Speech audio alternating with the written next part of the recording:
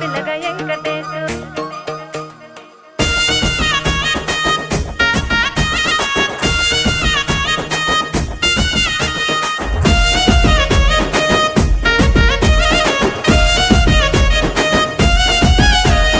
చిత్రాల మనసు నాది చిన్నగా పోతుంటావో చూడక పోతుంటావో ఇంట్లో చిన్నదాన్ని నేను చిత్రాల